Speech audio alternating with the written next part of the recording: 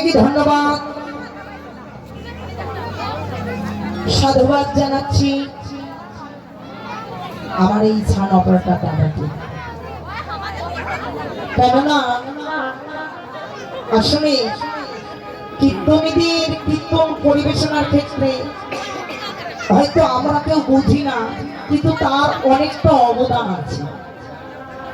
এটা আমরা স্বীকার করতে চাই না, মঞ্চে দাঁড়িয়েছি নিজেকে নিজে বড় মনে করছি, কিন্তু তার অবদান ছাড়া আমার কথাগুলো আপনাদের কর্মে কখনো পৌঁছাবে না।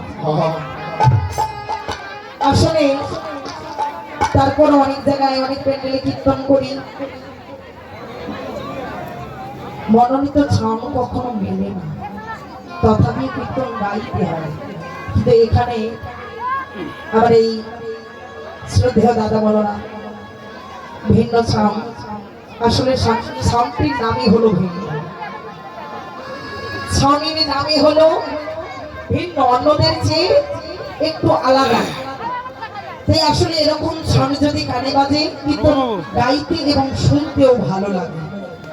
তো যাই হোক, আপনারা যদি কখনো যে শিল্পীকেই নিয়ে আসেন না কেন, আসলে আমার দাদার ছাম যদি থাকে আমার মনে হয় আপনাদের শুনতে ভালো লাগে।